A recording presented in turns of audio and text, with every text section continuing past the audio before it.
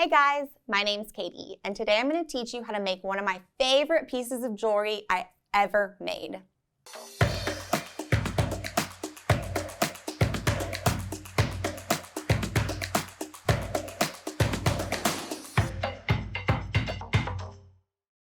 This is my wire-wrapped cuff, and I wear it all the time.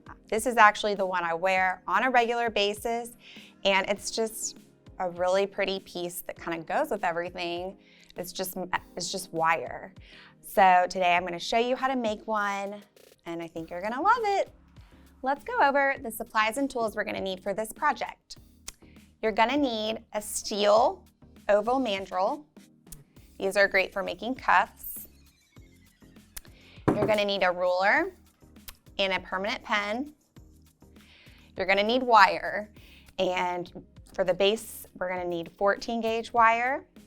This is made by Artistic Wire, and it comes with these little crimp ends that are going to hold the base together. And to crimp those, we will need a mighty crimper. We're going to need 18 gauge wire and 22 gauge wire. And I like to keep the materials of these similar. So we've got some brass here, and this is more of a yellow brass, but all of this is brass. You can use whatever you want though. Flush cutter, a chain nose and a flat nose plier, and a wire straightening plier. First, we're gonna make the base of our bracelet, and it's gonna consist of 14 gauge wire. So get your 14 gauge wire, your ruler, and your permanent marker out, and your flush cutter. You're gonna need a pretty heavy duty flush cutter for this from JTB. It's the best for this project, in my opinion, because it'll cut through your heavy stuff. Actually, we're gonna need our wire straightening plier as well. And I like to work off my spool here so I don't waste a ton of 14 gauge wire, and just straighten it. Straighten out about 8 or 9 inches of it, as much as you can.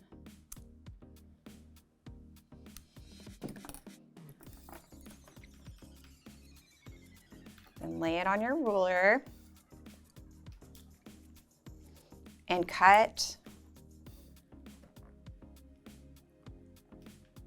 I'm actually going to flush cut this end first. And I'm going to cut 8.5 inches. And use your flat side of your flush cutter here too. Okay, and now do the same thing. You're gonna need 2 pieces that are 8.5 inches. Okay, so now we're gonna make some marks on our wire to show us where we need to bend it. And essentially, we are making a big rectangle, and each piece is the top or bottom. So use your ruler here and just line it up. One end at the 8.5 and one at the 0. Okay, so this is my tip for sizing. I make mine 6.5 inches. That's what this one is. This one here is quite a bit longer, but it just doesn't fit right. So I would just try one with my measurements first, but if you have a bit larger of a wrist, you might want to size up. But I find that 6.5 around is perfect. So we're gonna mark 2 measurements here. And something that helped me do this is I slide for this side to the 7.5 here. You're gonna mark at the 6.5 and the 0. Just so you know where I'm getting these measurements, this is what we're making here. 2 pieces that go like that. This measurement is gonna be 6.5 inches. And then this entire measurement here is gonna be 1.5 inches. So then, you know, each of those is gonna be 3/4 of an inch. You have to do a little math here, but it pays off.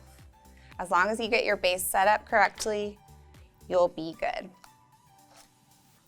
So I've marked that one, and now I'm gonna mark the other one. And this helps me get it just right.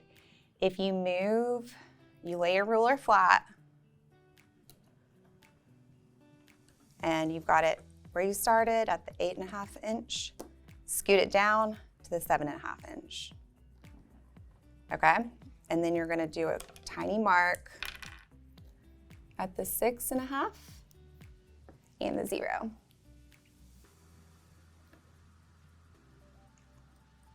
Now we're going to grab our flat nose plier and we're going to make 90-degree bends where we made those marks.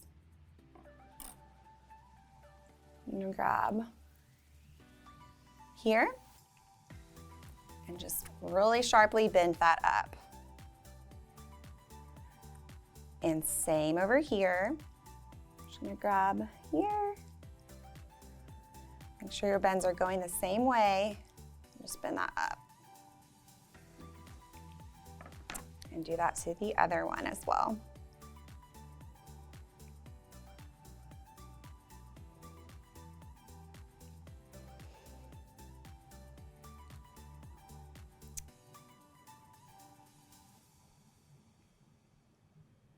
All right, now we have our 2 sides done and we're gonna make sure all of these are 3/4 of an inch.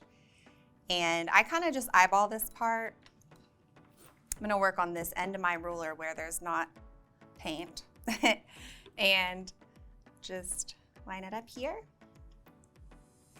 And with the flat side of my flush cutter, I'm going to just cut at 3/4 of an inch. Same on the other side.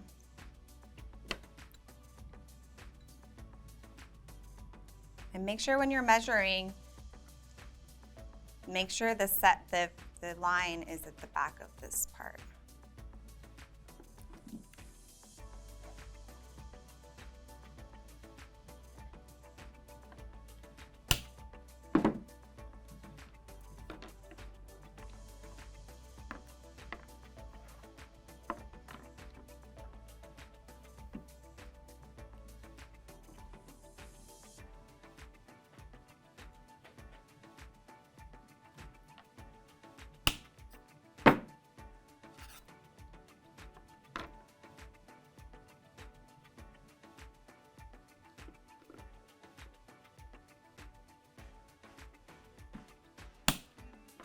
All right, so now we're gonna crimp these together. And this is a really fun part of this design because when I learned how to do this, it kind of changed the way that I viewed making jewelry in a way because I'd never seen it until I got to JTV. This wire comes with these little crimps, which basically are little tubes that match the gauge wire. So these are the 14 gauge little crimps. And then you need your mighty crimper. So I'm just gonna look at this, make sure everything's right.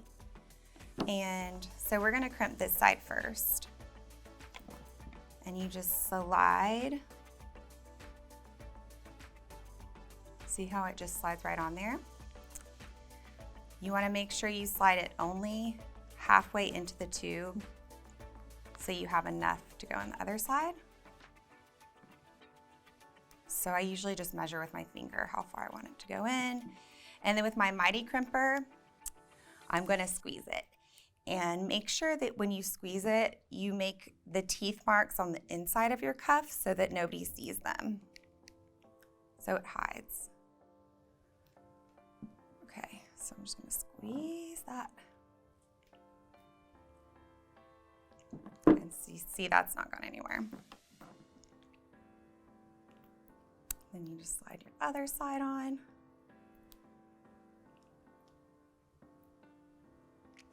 And you do the same thing. Make sure it's angled right and squeeze.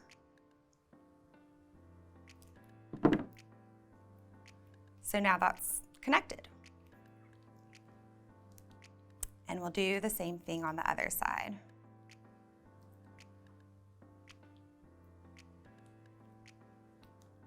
I always like to check both ends and make sure they're nice and open. So slide that on. Hold with your mighty crimper and squeeze. And do the same with the other side.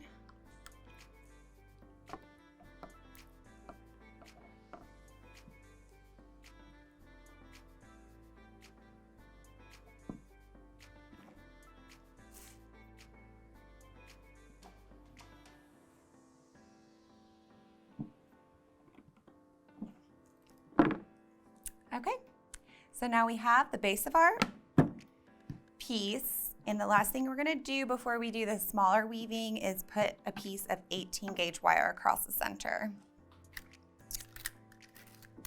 And this, if you need to, you can use 20 gauge. If this is too hard on your hands, this part can be kind of tricky. So I just straighten the wire out like that, and then cut a little segment. And I like to have my chain nose and flat nose on standby in case I need them, because this can be really hard. I mean, it's just hard to bend. And sometimes I'll even get it started for myself by going like this, starting a little curve. Slide that in here. And you want it to be in the center. If you need to, also have your little ruler on standby as well. If the whole cuff is 6.5 inches, this will be around the 3.25 mark. But when I first made this, I didn't measure really, so I just trying to make it easy for y'all to recreate if you want to. I'm gonna do 3 coils. 1, 2, 3. As you go, you can kind of squeeze it together.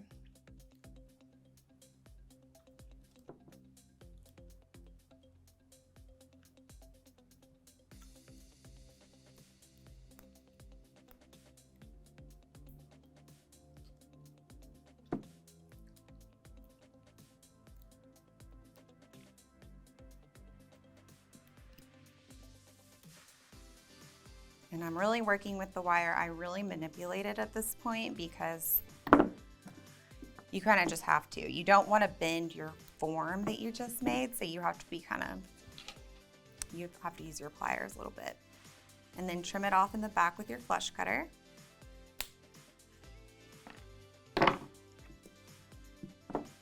And with your chain nose, you can still work with it, kind of bend that, wrap it around. Maybe check your measurement. If you need to, you can slide it over. Okay, and then we're gonna come straight across and do the same thing. And you can if you need to straighten it back out, you can do that now too with your plier. Okay, and I'm gonna make my coils going the same way.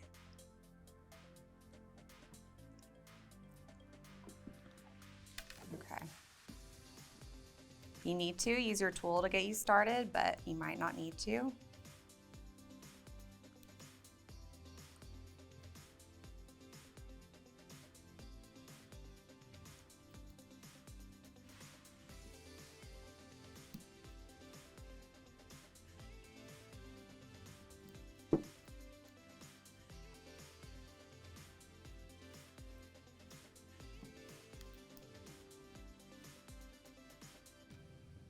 Got it a little bit too tight, so I'm gonna try to undo a little bit of that.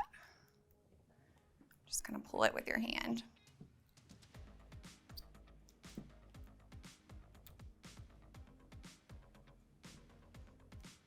And that's gonna be okay. It's okay if it's a little bit bowed in the middle. It's hard to get it exactly perfect.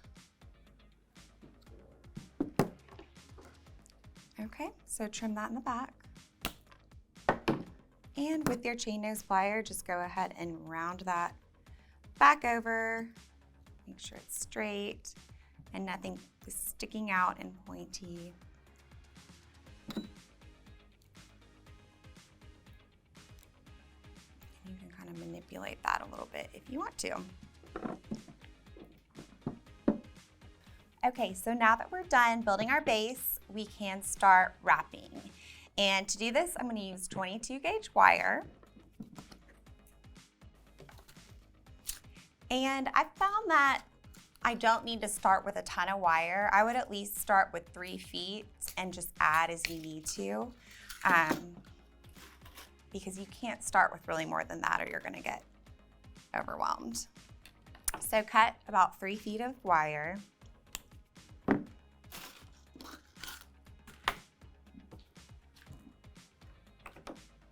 Oops. Okay. Make sure everything's good.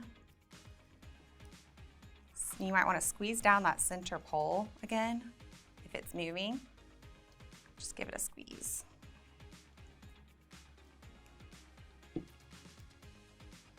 Okay. So to start this out, I'm going to start in one of the corners. It doesn't matter which one. And I'm going to hold most of the wire back. And then with the tail, I'm going to just make some coils going out.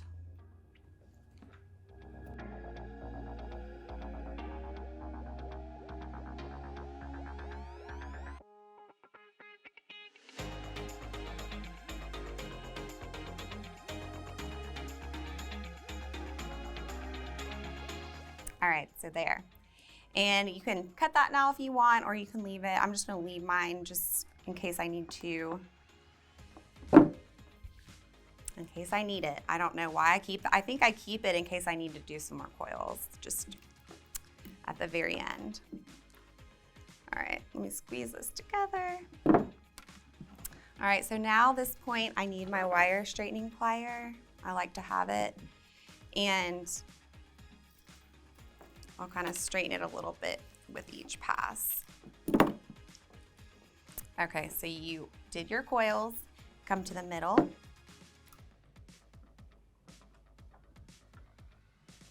Wrap it around the bar in the center.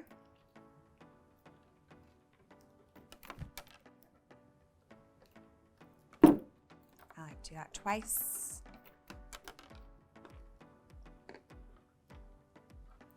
And then come up to the other side and wrap it around that twice as well. If you need to, you can straighten that little part right here.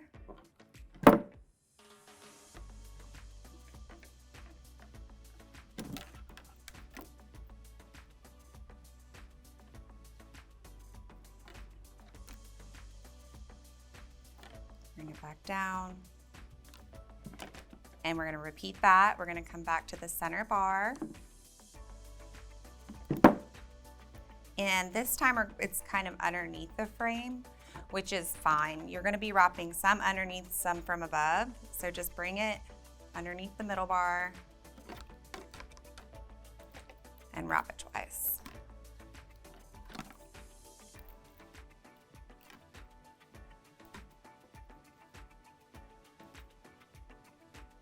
And then bring it down the other side. And see what I mean? You need that little straightener. Just those little chances you get to straighten it makes all the difference in the way it looks at the end. Okay, so then I bring it here and I wrap twice.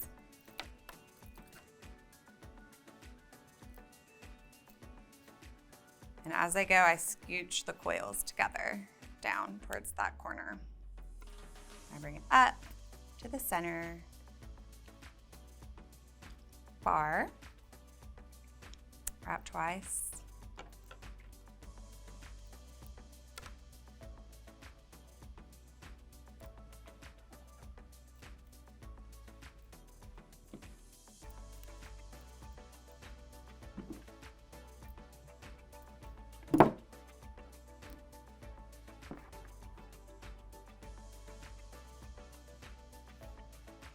And then up here, do the same thing. And I can tell I'm gonna need more wire, so I'll show you guys how to add that in just a second.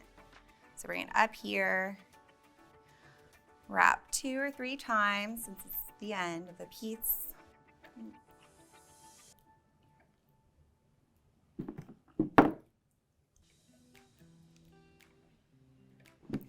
And And then with your flush cutter, just trim that off. Make sure it's okay. And at this point is when I'll usually go ahead and cut this other end off if I have to add wire, just to kind of keep it clean. Trim that off there. All right, so let me show you how to add wire if you need to. It's pretty much like you're starting from the beginning, but just cut a length of wire, whatever is manageable. I think 3 feet is pretty good. And just like we did at the beginning, kind of keep the long part away from the bracelet and just start here. Or if you want, you can start right where you ended and just make a little coil, just like we did before.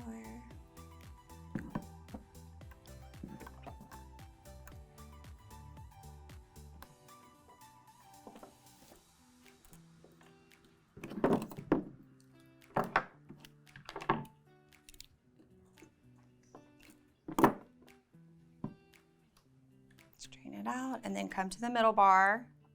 Wrap twice, just like before.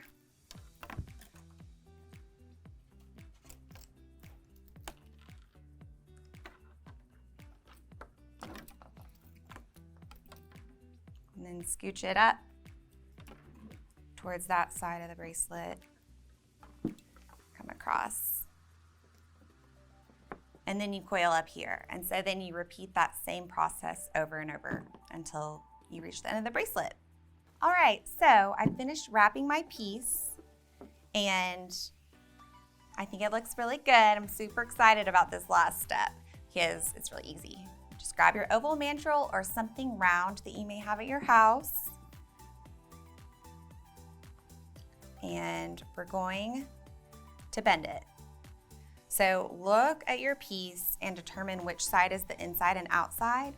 I like to make the cuts on the inside, like right here. It's gonna be the inside of my bracelet. So I'm just gonna start almost just on the sides. I'm not really gonna bend the front, I'm just gonna bend the sides.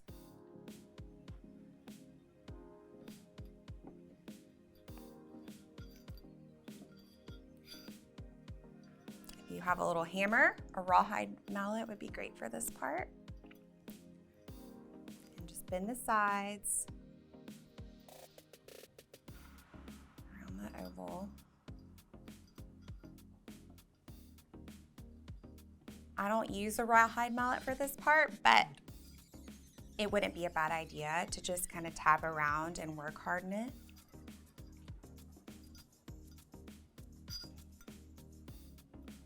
And you can try it on, make sure it's where you want it. Put on the new one.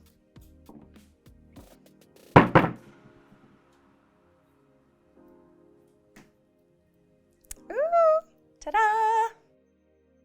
So now you know how to make this wire-wrapped cuff, and I hope you enjoyed that. All right, let's go back over the tools and supplies we used for this project. We used our oval steel mandrel, a permanent marker, and a ruler.